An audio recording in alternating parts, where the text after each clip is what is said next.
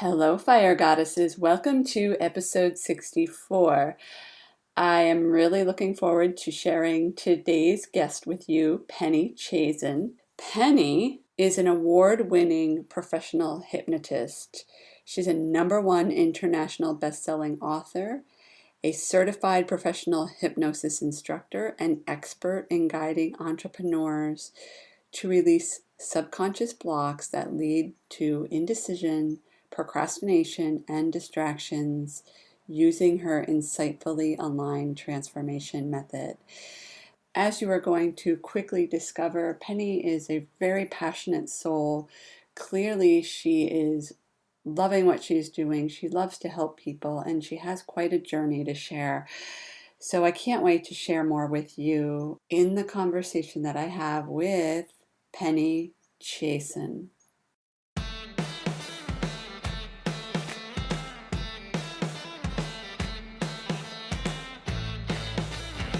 Hello, fire goddesses. Welcome to the Reclaim Your Fire podcast. My name is Angela Noel, and I am a prosperity coach for the newly awakened or awake curious, driven overachiever, and overdoer. After running a successful acupuncture practice in Boston for 12 years, I decided to hang my hat by closing the practice and pursue what it is that I'm really meant to do in this world, and that is to serve humanity online on a global scale. Using my background in Chinese medicine, along with the brain science of habits, spirituality, and divine masculine and feminine energy balance, I am here to help you not just understand, but know how powerful you are and that you are the person who is responsible for having the finances, inner peace, radiant health, and energy, aka the fire, in your life that you've always desired. My intention with this podcast is to serve humanity, no matter what gender you identify as, to help bring out the divine feminine goddess in each and every one of you. As you probably are already aware, the world is changing and is begging for the goddess to come out in each and every one of you. So, fire goddesses, stay tuned.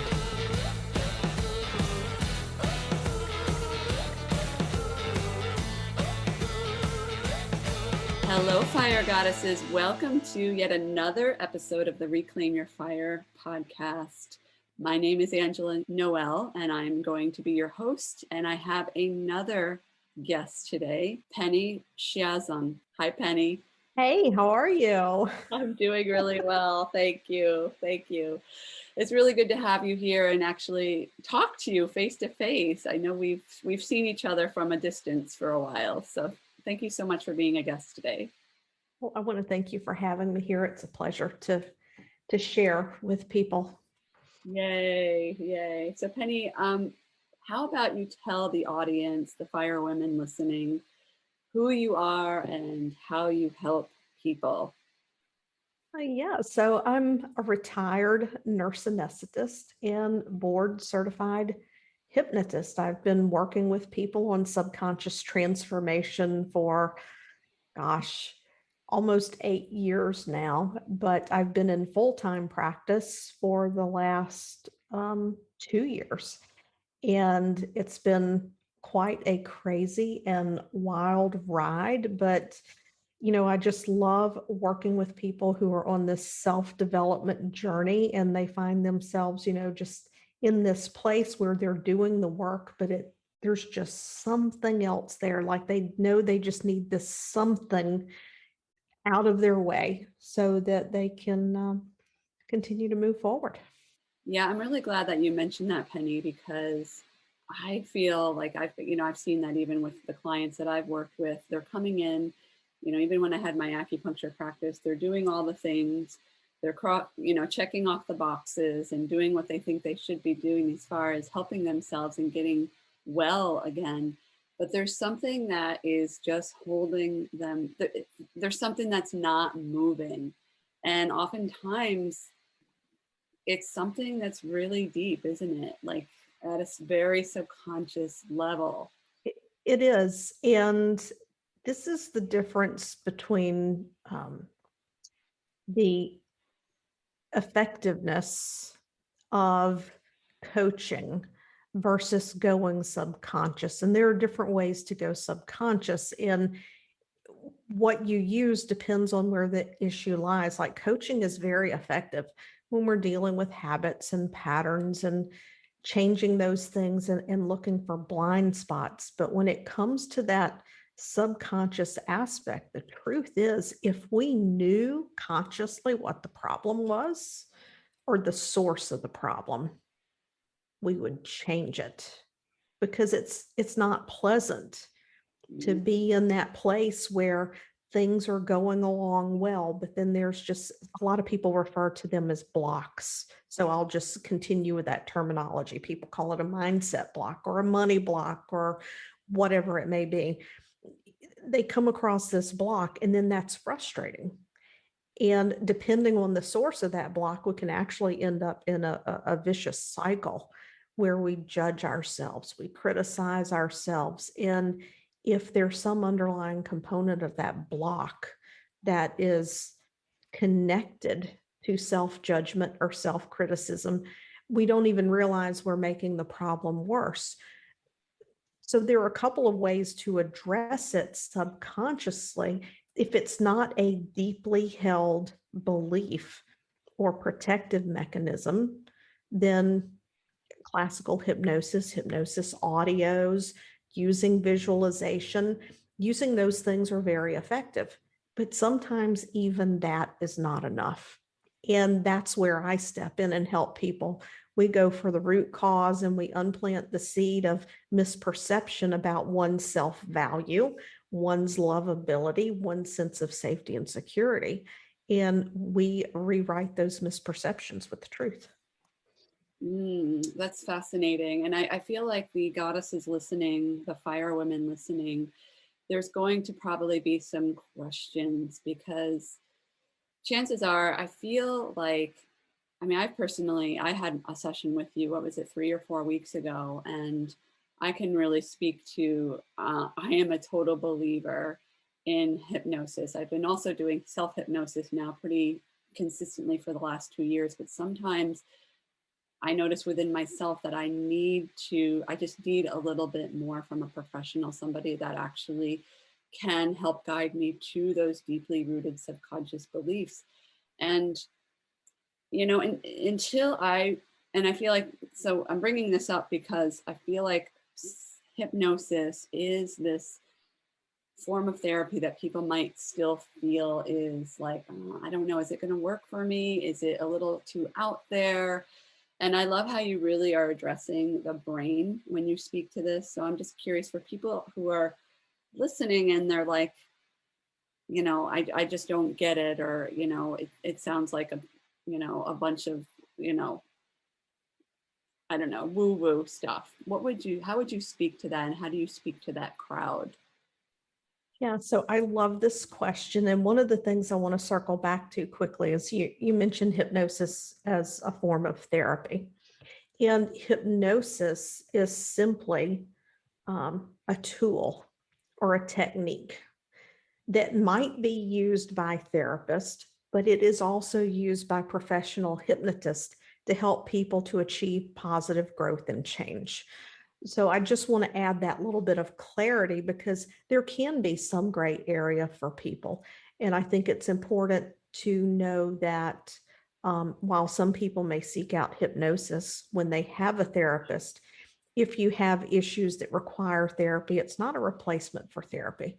But I do work in tandem with people in that space when it's appropriate. But in terms of, is hypnosis woo-woo, I'm telling you, I still have people ask me these questions, and they're so very important.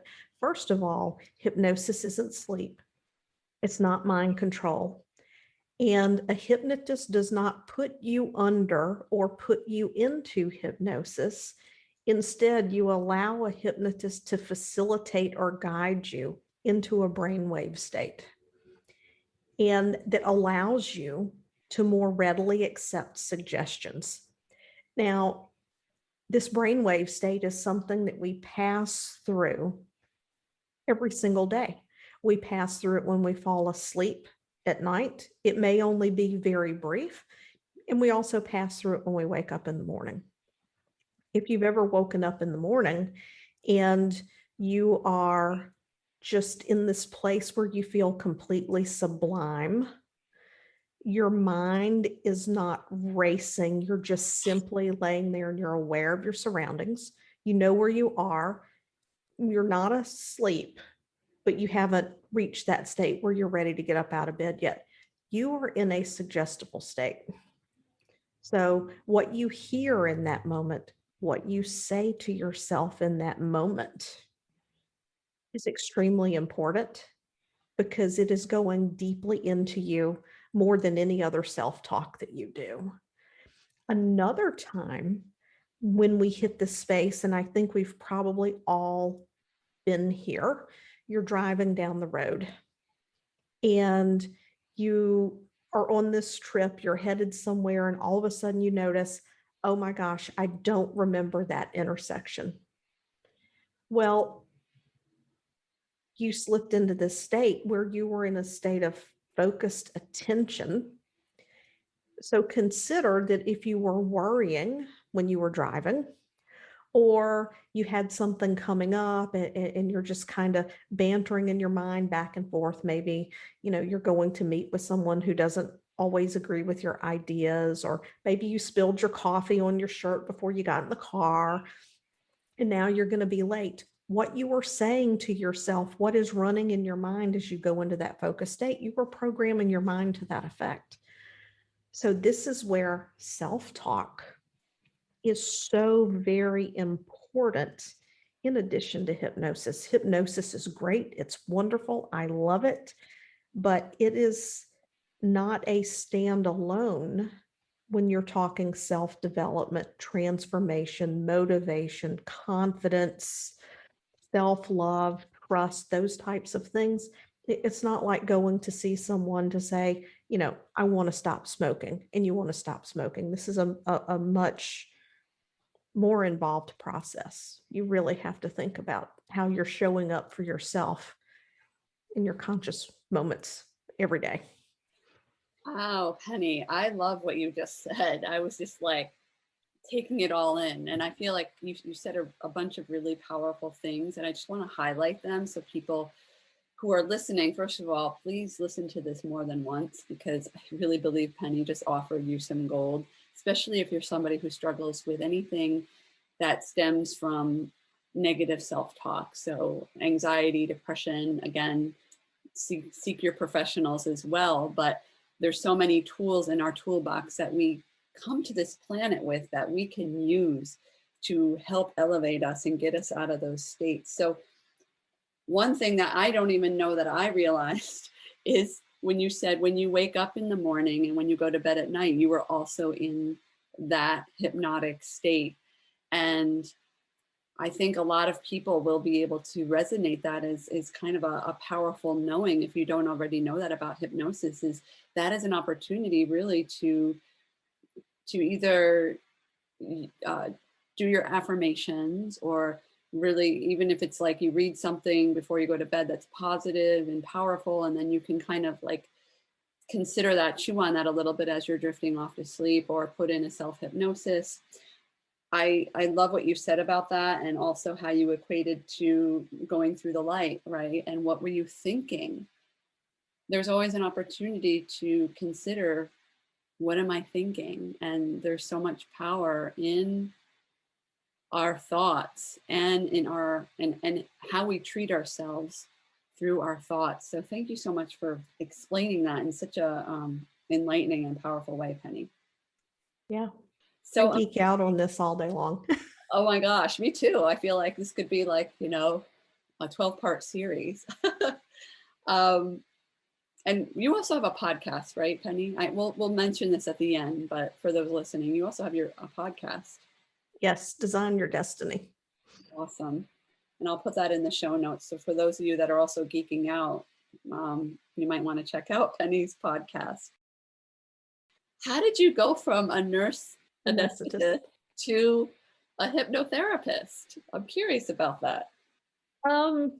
Yeah, if you had asked me 8 years ago, was I going to have a hypnosis practice and do this full time, I would have been like, you're crazy.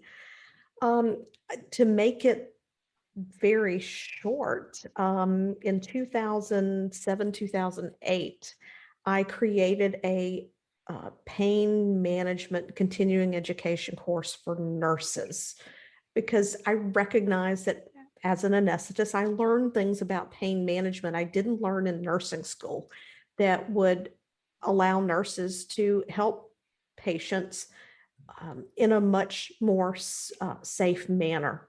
And through researching for that, I was looking for what we call complementary techniques, music therapy, all these things, Reiki.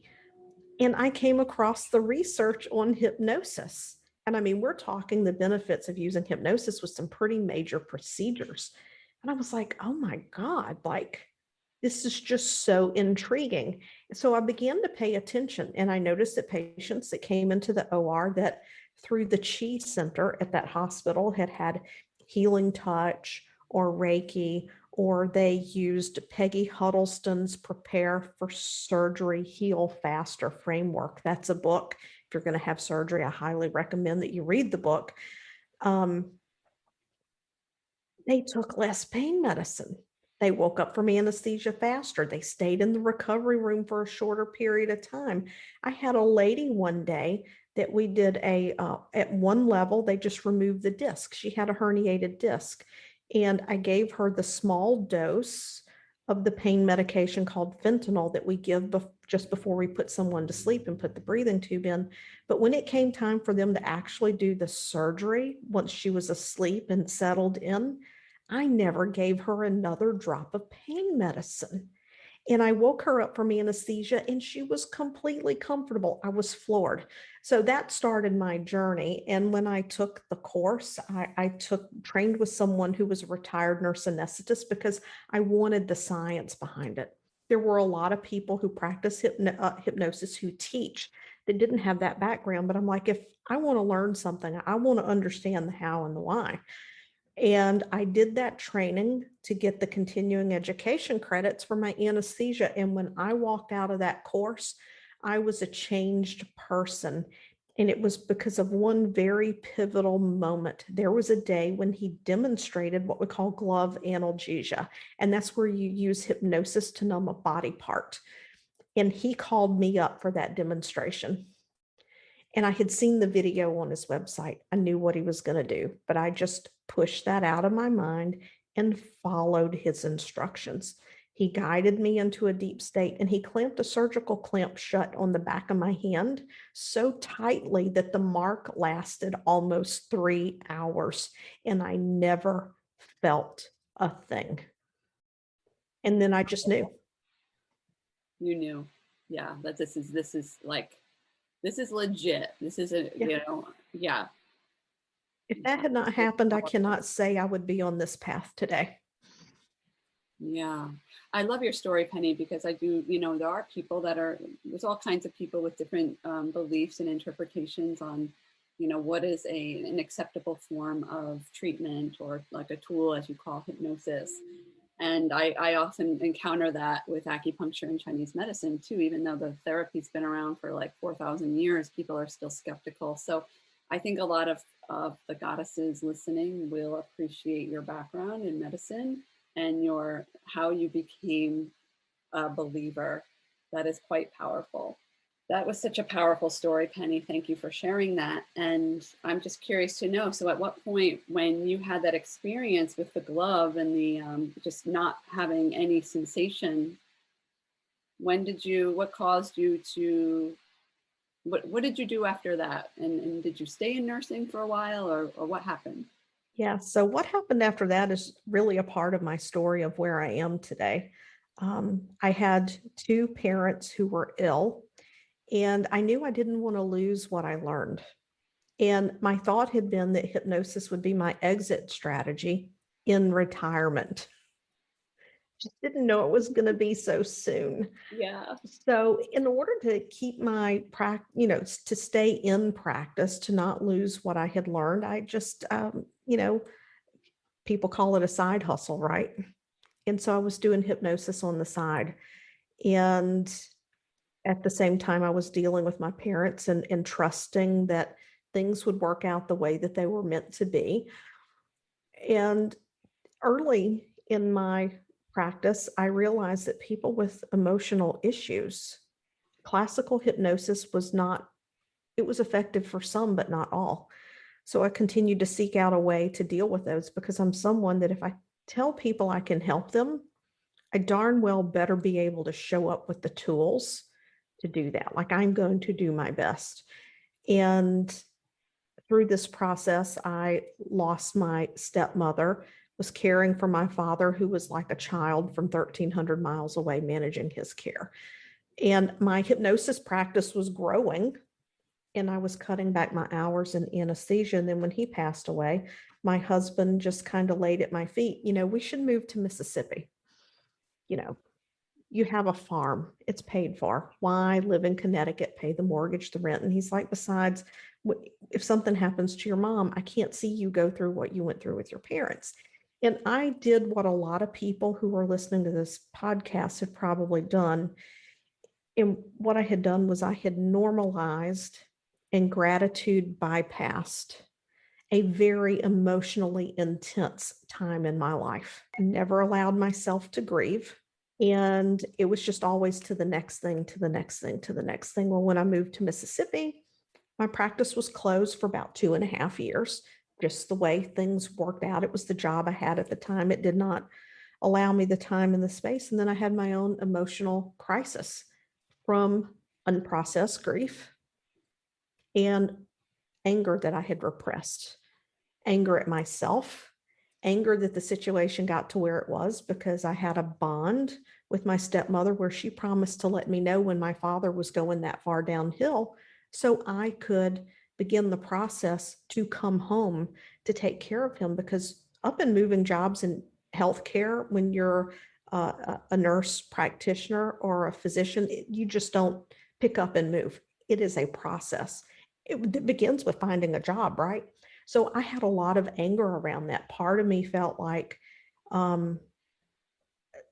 my ability to be there to care for him had been stolen from me. But I realized now this was a part of the path to get me where I am, because I was learning acceptance and allowing in that process. But I also gratitude bypassed because I didn't have the skills. And so when I reopened my hypnosis practice, I had the mental crisis. I reopened my hypnosis practice, and then I did sessions with my mentor because I ended up checking myself into a facility for respite to force myself to unplug to get help. And of course, they wanted to talk about things. And I was a hypnotist, and I knew that was not going to work. So I reached out to my mentor, and we did sessions online. And after the third session, my life did a complete 180-degree turn. It was like somebody flipped a switch. And I knew it was possible because I had facilitated that in other clients, but to physically experience it myself, to be on antidepressants, anti-anxiety meds, and to go after the root cause and eliminate it, and to have your life just like somebody turned the light on, was amazing. So I really dug into growing my practice. I was introduced online to a coach who you and I both know. We're both in the transformation program. And I learned that deeper level in the connection of patterns and how we address life and how we show up. And those two things together, my experience and my abilities, coupled with being in that coaching program and being immersed in that, everything just began to blossom and take off. And all of a sudden, one day, I was just trusting in the universe that this was going to happen because my values were misaligned. And I knew if I did not get out of healthcare, that my mental health was going to be a serious issue because I was using all the tools I had. And I was beginning to develop symptoms of PTSD in the healthcare environment. And then just one day, it's like I just trusted it would happen. And then one day, this key event happened and my business took off. And I'm forever and super grateful to 3 people who were a part of that process that I don't want to name at this point because it's important to me that people would want me to share. Let me just leave it at that. But there were 3 people who were key in that happening, which I'm forever grateful for. And here I am. I walked away from anesthesia. I walked away from 25 years of education and training and experience. And actually, this month, my certification expires and I'm not renewing it. Oh my goodness. I'm so glad you shared that story with the audience, Penny, because, first of all, just it helps people get to know you and who you are. And I really appreciate your vulnerability here and sharing that. But also the message that there's so many people who remain in situations, whether it be a job, a relationship, a marriage, a friendship. I could go on and on, can I, about how we tend to want to stay comfortable at our own expense of our health and well-being. And this podcast is all about getting out of our own stuff, getting out of our own way, and doing what it is that we truly both want to be doing and what is also for the best of our soul's purpose. So thank you for sharing that. I feel that you're going to inspire a lot of people listening, especially those that are in any field but healthcare, or maybe a more what's considered a left brain workspace, where it doesn't seem logical to just drop your comfort and drop your safety and drop your security and go out on your own. And oftentimes I see that so much with the people that I work with too, and the people that I know, that it takes a crisis almost, right, or a deep personal journey of the soul to really step into, okay, who am I? What am I going to do? And I really appreciate that share. So thank you. This belief that we have to stay where we are, this belief that we have responsibilities to other people, responsibilities for other people's feelings. We're only responsible for our own feelings, and we will punish ourselves to the point that we are physically ill. Yes. To serve other people's needs before we serve ours. It is so true. It is so true. And, I'm willing to go out on a limb and say, because I feel like my audience can handle this, that physical ailments and health crises, health issues often come down to our lack of connection with our higher self and pleasing others, doing other things for others that may not feel good to us. And really, this is an invitation, if you're listening and just moved by this story, to really go within and ask yourself what it is that you truly want. Who are you? And, who are you pleasing? Because if you're like most people, chances are it's probably somebody else. And that's why you're still listening to this episode right now. Yeah, when we're misaligned with values, when we're not seeking that which fulfills us, we create internal stress in our brain, whether we realize it or not. And that chronic low-level stress of recognizing that we're not fulfilling our own needs leads to illness and disease. Only 3% of all disease is truly genetic.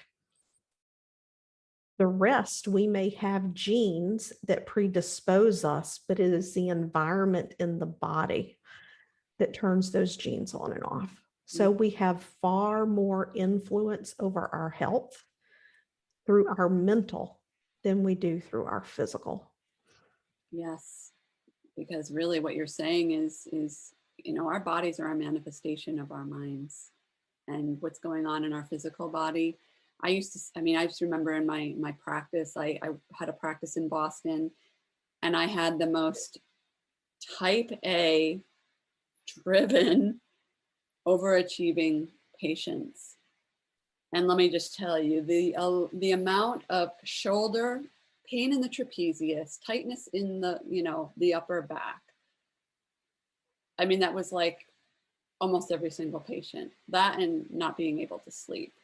And that is oftentimes when they were able to address the stress or what was really the underlying cause for their physical ailment, that's when things really started to shift for them. Otherwise, they were repeatedly coming back. Help my shoulder, loosen my shoulder, and then 2 hours Yeah. later it would come back. Yeah. I don't know if you've ever read Dr. John Sarno, The Mind Body RX, No. but he talks about pain being repressed emotion and specifically rage. Oh. It's a very good book. I learned about it when I did my original hypnosis training, and it's changed my view of pain. He has left the planet, but he was an internal medicine physician, and he wrote the book from his perspective of seeing thousands of patients. Mm. Yeah, that's powerful.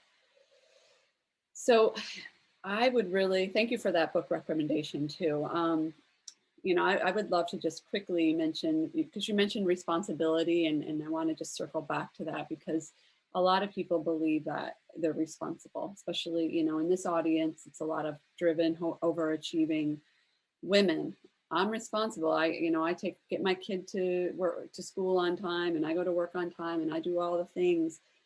But really, when we're talking about responsibility, specifically in this podcast, we're talking about self-responsibility. And if you're somebody that's, feeling some of the things that we mentioned today, you're feeling grief, you're feeling anger, you're feeling all the emotions, that is an opportunity to look at your life and consider, where in my life am I not being responsible for myself, and that, we're talking about hypnosis today and what Penny offers, and that might be something to think about. Yeah, it's difficult to show up and be there and serve others when you're not taking care of yourself first. Yeah, if you're not filling your cup first. Yeah, absolutely. So Penny, you have we mentioned your podcast, and I know that you have a few things brewing right now. So would you like to share what those are? Sure. Yeah, I would love to. So I work with people in a few different ways, and it's wholly individual. It depends on the situation, what's going on, and what the desired outcome is. I still do just pure hypnosis, but I've also rolled out a 12-week insightfully aligned one-on-one hypnosis and coaching program. And this is for someone that really wants to dig in, because the fact is, as we peel layers, we uncover more things that need to be healed. And so to me, it's important to be able to give people the option to just really clean house. And that's what that does. So if you want to do a subconscious blueprint call, see what is a good fit for you, and whether or not you connect with me. And I mean, the call is free. You can just go to the website, pennychiasson.com, go to work with me, and fill out an application for that call. The other thing that I do is once a month, I host a free roundtable on Zoom. So that's pennychiasson.com/roundtable. You can come hang out and just listen, or you can ask a question. It's 30 minutes, one Monday a month. And that frequency might be increasing some because people tend to enjoy it. And if the talk around health, self-talk, and the influence of stress on your physical health, if that resonated, you can get my book on Kindle. I think it's $4.99, Breaking the Fibro Code. And it's targeted towards people with fibromyalgia. But if you have any type of chronic stress and you worry about its impact on your health and wellness, it's a great place to get started. All right, so those are a lot of different options there. And I think, Penny, that this conversation is going to help many people. So thank you so much today for your time and for your energy and offering your expertise. I think that the goddesses listening are really going to resonate with a lot of what you had to say. Yeah, I want to thank you for inviting me. I really appreciate the opportunity to share. Even if no one reaches out to me, just, go to one of the roundtables, listen to the podcast, pick what resonates with you, and let it make a difference. Wonderful. And I will put everything in the show notes that Penny mentioned today, all the ways to contact her and find her online. Penny, thank you so much. Great to be here. Take care. And until next time, Fire Goddesses, be well.